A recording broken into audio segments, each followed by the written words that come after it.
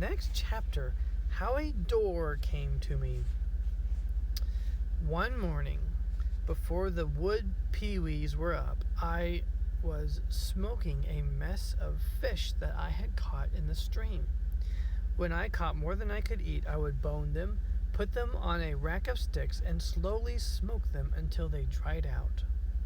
Me and Mommy made lots of smoked fish when we were in Alaska, and it was delicious. It was so good. This is the best way to preserve extra food. However, if you try it, remember to use a hard wood. Hickory is best. Yes, alder is best for fish, but hickory is good too. I like using alder for fish. I tried pine on the first batch and ruined them with black tarry smoke. Yes, he's right. Using pine or cedar or any kind of spruce or a tree that's an evergreen tree that makes sap and stuff, it will be gross. Well, it was very silent, and then came a scream. I jumped into my tree. Presently, I had enough nerve to look out. "Baron Weasel!" I said in astonishment. I was sure it was the same weasel I had met in the trap. He was on the boulder in front of the hemlock, batting the ferns with his front feet and rearing and staring at me.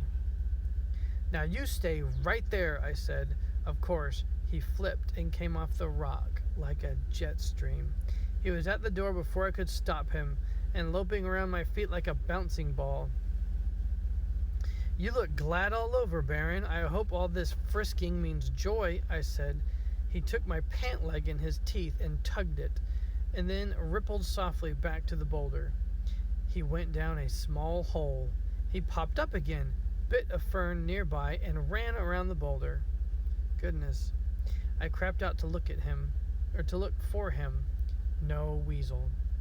I poked a stick in the hole at the base of the rock, trying to provoke him. I felt a little jumpy, so that when a shot rang out through the woods, I leapt a foot in the air and dove into my hole. A cricket chirped. The catbird scratched the leaves. I waited. One enormous minute later, a dark form ran into the meadow. It stumbled and fell. I had the impression that it was a deer. Without waiting to consider what I might be running toward, I burst to the edge of the meadow.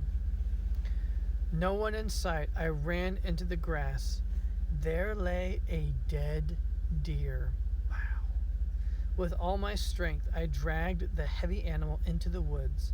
Then I hurried to my tree, gathered up the hemlock boughs on my bed, and rushed back and threw them over the carcass.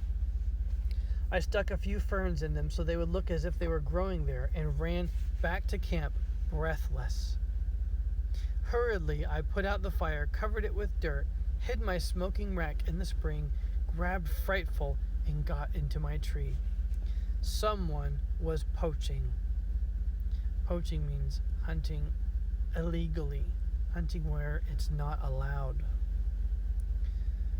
And he might be along in a minute to collect his prize. The shot had come from the side of the mountain, and I figured I had about 4 minutes to clean up before the poacher arrived. Then, when I was hidden and hungry, Frightful started her cry of hunger. I had not fed her yet that morning. Oh, how was I going to explain to her in the awful need to be quiet? How did a mother falcon warn her of danger? I took her in my hands and stroked her stomach. She fought me, and then she lay still in my hand, her feet up, her eyes bright. She stiffened and drooped. I kept on stroking her. She was hypnotized. I would stop for a few moments, and she would lie still, then pop to her feet. I was sure this wasn't what her mother did to keep her quiet, but it worked. Bushes cracked, leaves scuttled, and a man with a rifle came into the meadow. I could just see his head and shoulders. He looked around and banged toward the hemlock forest. I crawled up on my bed and stroked the hungry Frightful. I couldn't see the man from my bed, but I could hear him. I heard him come to the tree.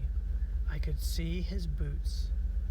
He stopped by the ashes of the fire and then went on. I could hear my heart lift my sweater.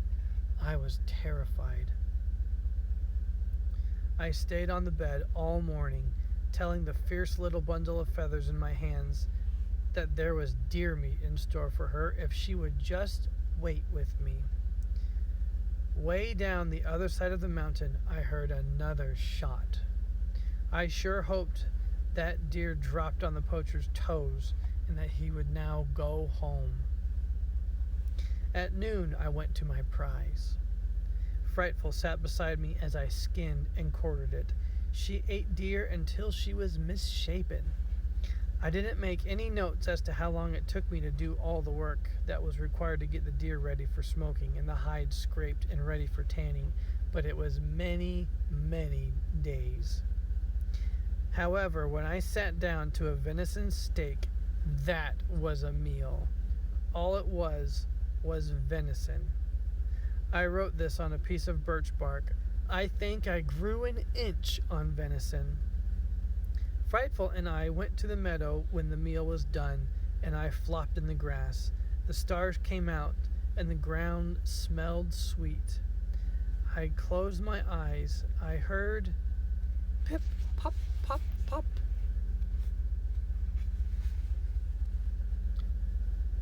"Who's making that noise?" I said sleepily to Frightful.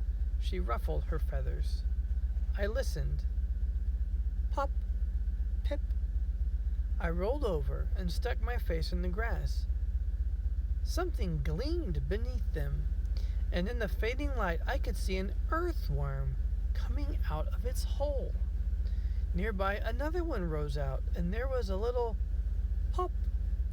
Little bubbles of air snapped as these voiceless animals of the earth came to the surface. That got me smiling. I was glad to know this about earthworms. I don't know why, but this seemed like one of the nicest things I had learned in the woods, that earthworms, lowly, confined to the darkness of the earth, could make just a little stir in the world. The end of the chapter. All right, Sam got a deer. That's great news. He'll be able to make a door and a blanket and all kinds of tools. And poaching is bad and we don't do it. I love you guys. Have a good night. Bye-bye.